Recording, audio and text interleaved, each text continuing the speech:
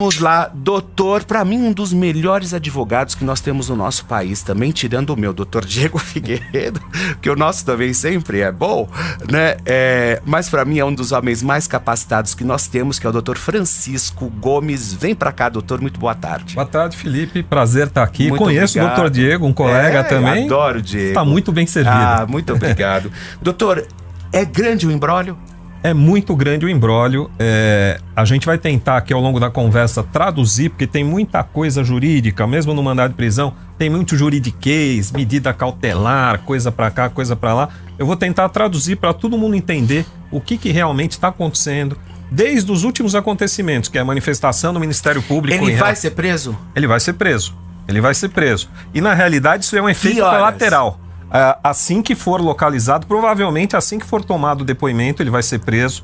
E mesmo se ele estiver nos Estados Unidos? Mesmo se ele estiver fora do país, porque você tem a Interpol que está envolvida e pode ser acionada e pode ser feita a detenção e remetido para o Brasil, como já teve outros casos que aconteceu isso, Ike Batista, outras pessoas que são detidas fora do país quando vêm para cá, por se tratar de uma investigação internacional de lavagem de dinheiro. Tá, é isso que eu preciso que você explique para o nosso público. O que está acontecendo com a Deolane e com o Gustavo Lima? Porque todo mundo fala, ai, coitado do Gustavo. Tudo bem, eu gosto do Gustavo, eu acho ele um excelente artista. Mas o que está acontecendo com ele, doutor? A gente tem uma investigação de lavagem. Quando a gente fala lavagem de capital, é lavagem de dinheiro. E aí a lavagem de dinheiro ela pode ser no próprio país, ou seja, eu estou fazendo alguma coisa aqui para lavar um dinheiro. O que é lavar dinheiro? Lavar dinheiro é eu pegar um dinheiro que não tem uma origem que eu possa declarar e aí eu tento transformar aquele dinheiro ilegal em algo legal. Nesse caso, eu estou fazendo uma lavagem de dinheiro internacional, porque possivelmente eu estou utilizando outros países, outras instituições bancárias em paraísos fiscais para tentar com isso remeter dinheiro, receber dinheiro de forma irregular. Isso é muito comum, como quando você, por exemplo, vê que está se comprando um bem muito caro, um apartamento, um veículo, e está se pagando em dinheiro. Por que eu estou pagando em dinheiro? Porque eu não tenho como justificar aquele dinheiro na minha conta. Então eu simplesmente pago em dinheiro, pego uma escritura, depois eu vendo aquele imóvel, etc e tal, e com isso o dinheiro, digamos, fica quente, ele fica mais limpo. A investigação começou... Doutor, eu quero que você leia aí o teor da decisão, né? Eu vi. Dá uma lida para o nosso telespectador, para quem está chegando agora. É Andréa Calado da Cruz, o nome da juíza. Andréa Calado da Cruz. Doutora, um beijão para você. Ela coloca aqui o seguinte, e é aí que eu preciso começar a explicar para vocês. Não existe nenhuma outra medida cautelar menos gravosa. Significa o seguinte, a gente costuma dizer que prender pessoa antes da condenação é a exceção. A regra é a pessoa responder em liberdade. Quando que eu prendo na investigação? Quando eu tenho ameaça à minha investigação. Quando eu acho que aquela pessoa solta vai ameaçar, vai obstruir minhas provas. Então ela diz o seguinte, eu não tenho outro jeito a não ser mandar prender. É isso que ela está dizendo. Ah, mas por que ela está mandando prender? Afasto a manifestação do Ministério Público. E aqui também uma segunda explicação. Havia acabado a investigação. Ou seja, o Gustavo Lima vai ser preso. Vai ser Não preso. existe nenhuma medida cautelar aí que possa tirar ele da cadeia, porque aí na decisão ela pede para que leve ele para um presídio. Para um presídio. Ele vai ser preso aí a menos que ele consiga um habeas corpus no Tribunal de Justiça de Pernambuco. Antes de ser preso? Cassando essa decisão. Ele pode cassar antes de ser preso, tá? Mas deixa eu explicar. Aqui fala o seguinte, afasto o que disse o Ministério Público. O Ministério Público havia dito o seguinte, acabou aquela investigação, o inquérito que envolve Gustavo Lima, que envolve Deolane, que envolve mais 50 pessoas, acabou. Envolve Felipe Neto também, toda essa gente ainda que talvez não tenha vindo ainda à tona. Muito se fala sobre Felipe Neto e sobre Carlinhos Maia também, mas até agora a gente não recebeu nenhuma decisão e nenhum burburinho foi dito sobre isso, né? Mas continuando, doutor. Acabou o inquérito. Quando acaba o inquérito, o Ministério Público tem que fazer o seguinte, ou ele denuncia e esse inquérito vira um processo criminal e aí a pessoa sim pode ser condenada ou absolvida, ou ele arquiva quando ele diz que não tem elementos para denunciar, ou ele faz uma terceira coisa, que foi o que o Ministério Público fez aqui. Doutor, só para você ter ciência, estamos com 21.200 pessoas simultâneas. Que ótimo. Isso é a audiência mais do que Panflix. Vai lá. E aí, o Ministério Público disse o seguinte, eu quero novas provas, eu quero novas diligências, eu quero que esse inquérito continue, que se continue investigando. Ou seja, ele quer mais provas ainda, porque ele entende que há possibilidade de se colher mais provas. E aí ele quer, digamos assim, robustecer, ele quer deixar o inquérito mais forte. Com isso, o inquérito passa a demorar um pouco mais. E aí o Ministério Público falou, olha, fica a critério da juíza, já que o inquérito vai demorar mais, a juíza tem que reavaliar se mantém as pessoas presas ou se substitui por outra medida e solta, por exemplo, Deolane e outras pessoas. A juíza firmemente rejeitou isso e falou o seguinte, não, eu vou manter as pessoas presas e não só eu vou manter essas pessoas presas, como eu estou decretando a prisão de outras pessoas. A notícia que eu tenho é que são 3 pessoas, não é só o Gustavo Lima, as outras pessoas não são pessoas tão públicas, são pessoas ligadas mais à empresa das bets, mas são 3 pessoas que estão sendo presas. Quer dizer, ela não só não mandou soltar, como ela ampliou. Ela colocou mais gente. Doutor, eu vou trazer aqui rapidinho a Angélica Ferraz, que foi inclusive uma ex-detenta, hoje ela é advogada, e que ela foi detida, não, você é advogada, foi detida, né? E na verdade, eu sou formada. Felipe. Você é formada em Direito, né? Não deixa de ser, né? Eu formei antes de ser presa. Eu sou formada em 2018. Então ela foi antes de ser presa. Então quando ela foi presa, ela já foi citada. Pode colocar os 3 na tela aí, o doutor, todo mundo. E conta pra gente especificamente qual foi o motivo da sua detenção, aonde você ficou, inclusive, no próprio presídio, que foi o presídio da Deolane, né? Então, Felipe, o que acontece? Inclusive, essa semana, eu solicitei para o meu jurídico fazer uma live explicando o teor do porquê, né? Porque as pessoas na internet, elas julgam, ela tem esse mau costume, essa cultura de não saber o que acontece, já começa a pontuar as coisas. Ok, mas vamos direto ao seu caso, ao teu caso, vamos lá.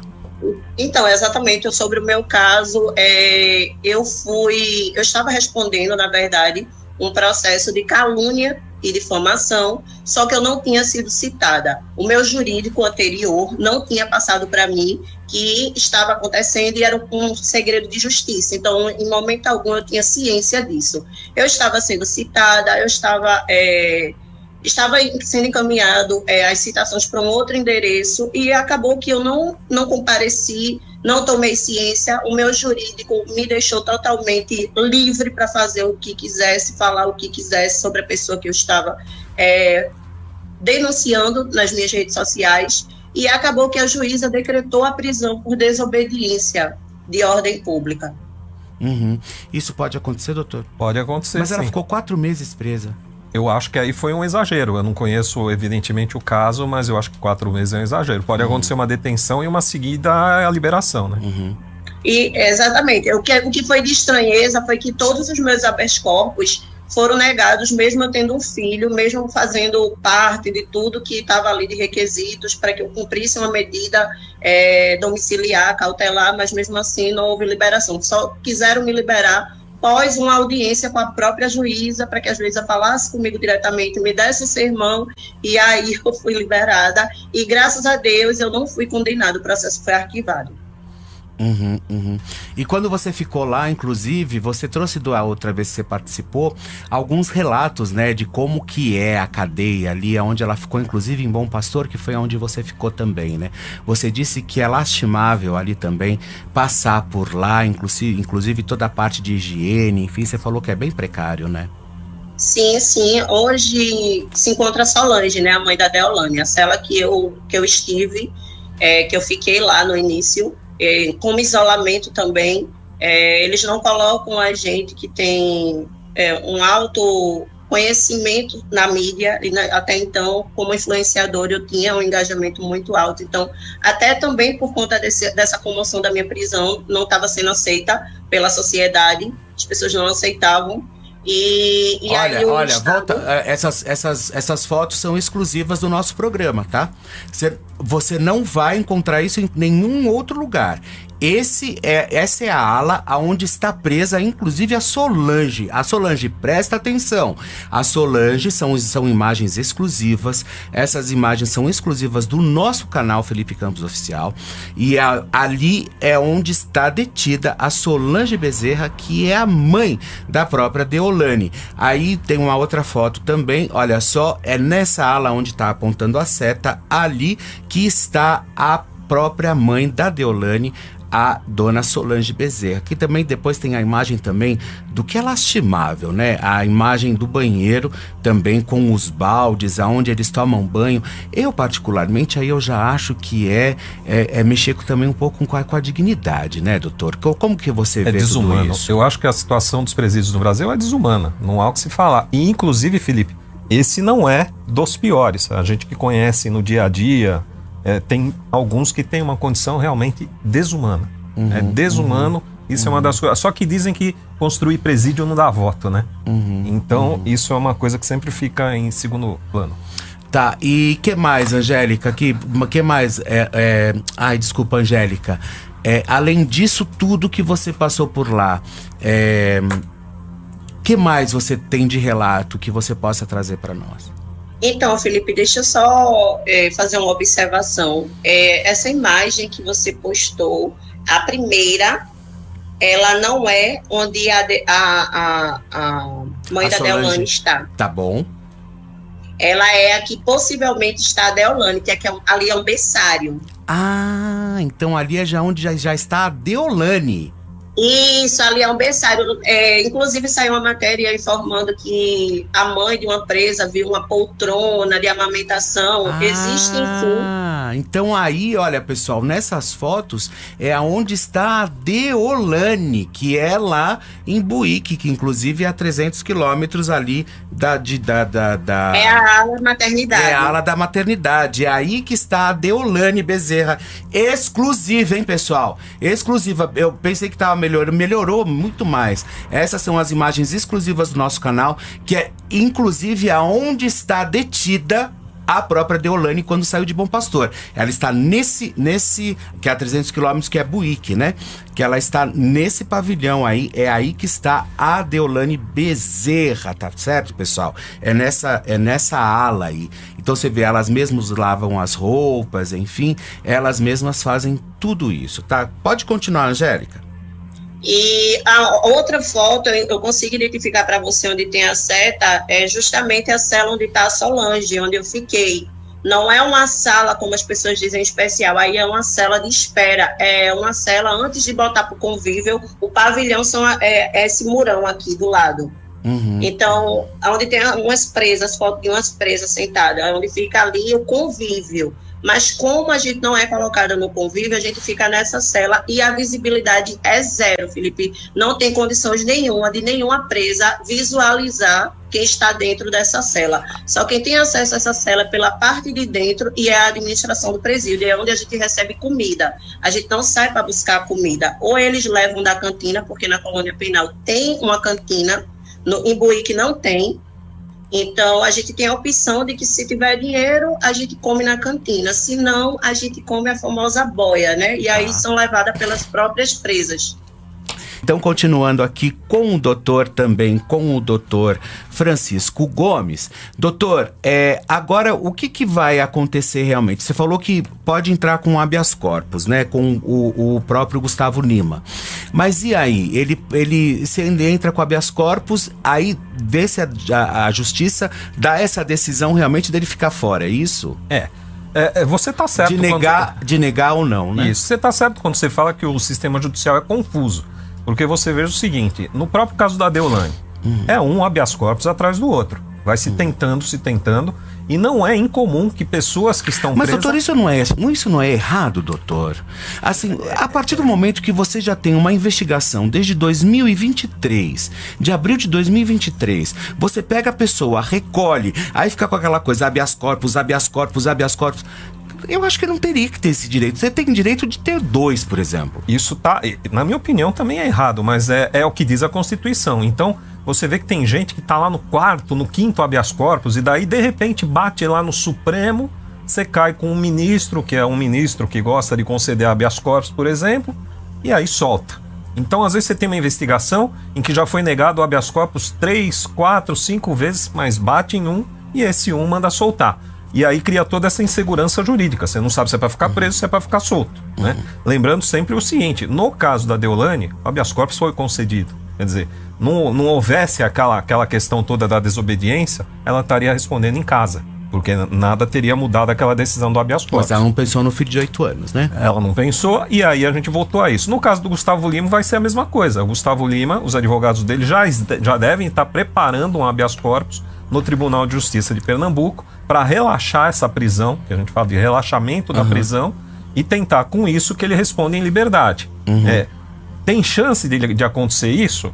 Não é o mais provável. Por quê? Porque até agora o Tribunal de Justiça de Pernambuco tem mantido tudo que a juíza tem falado. Então, é mais provável que ele seja realmente preso e permaneça preso pelo menos um período. Angélica, quero deixar um beijão pra você. Obrigado pela sua participação. Hoje o programa tá corrido, mas você vai entrar conosco ainda, porque esse caso vai desdobrar muito ainda. E eu vou esperar você pra participar aqui conosco, tá bom? Ok, então, Felipe, obrigada. Desejo um beijão, viu, querida? Obrigado mais uma vez pela sua participação.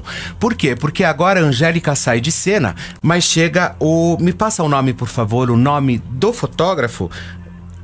Isso, eu só preciso do nome dele, né? Continho Gomes, que daqui a pouco vai entrar conosco também, que é o fotógrafo do Gustavo Lima. Então vocês abrem bem o ouvido de vocês, que vocês vão saber de tudo que tá acontecendo, mas tudo que tá acontecendo. Continuando, daí relaxa e ok. Isso. Na realidade, eu acho que é o seguinte, o que as pessoas não perceberam é a seriedade da investigação, né? Porque muitas vezes a gente fala assim, e a Angélica falou uma coisa interessante, que é o Tribunal da Internet. Então é assim... eu gosto dela, eu não gosto dela. Então eu sou a favor, eu sou contra. Não é assim que a gente fica a favor ou contra. Quando você está em juízo, é a prova que conta. Então se eu faço uma acusação, como a polícia fez, é porque ela tem prova. E qual é a prova? Se eu estou dizendo que alguém lava dinheiro, a prova só pode ser extrato bancário. Você vê que teve o relatório do COAF falando de transferências estranhas de dinheiro. Ou seja, a prova ela não pode ser um achismo do tipo eu gostei ou não gostei da pessoa. A prova ela tem que ser algo concreto. E para se decretar a prisão, também se decreta sobre algo concreto. A juíza que decreta a prisão do Gustavo Lima declara o seguinte: peraí, você está querendo dizer para mim que você está associado com pessoas que cometem crime, andando junto com essas pessoas, viajando junto, colocando seu jato à disposição, mas que você não tem nada a ver com isso? Então é um pouco disso que a juíza colocou na decisão dela. Ela falou, não, aparentemente você tem a ver com isso e eu quero que você então explique isso.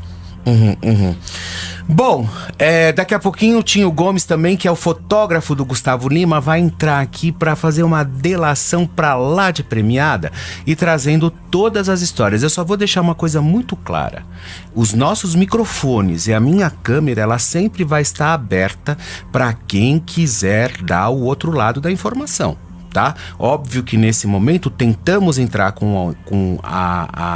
em contato com a própria com o próprio grupo ali do próprio Gustavo Lima, tentamos algumas fontes. Daqui a pouquinho a Silmara Moraes, ela entra com a gente justamente para poder falar sobre tudo o que está acontecendo, inclusive nesse exato momento, se ela continuar, porque ela deve estar atendendo a imprensa que nem maluca, né? Beijo, Sil, sabe o quanto eu te amo.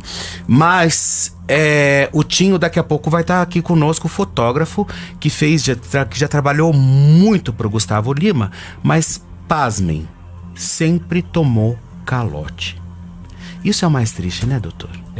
E também eu queria dizer o seguinte: foi decretada também a prisão de Boris Maciel Padilha. Quer dizer, a gente estava falando que não era só o Gustavo Lima, tinha mais gente. Uma delas está aqui no próprio mandado de prisão, Boris Maciel Padilha. Tem aqui o CPF da pessoa, que eu não vou dizer obviamente, juntamente com o Gustavo Lima. Então o Raul, levanta pra gente quem é Boris Maciel Padilha, justamente pra gente poder informar aqui também o nosso público.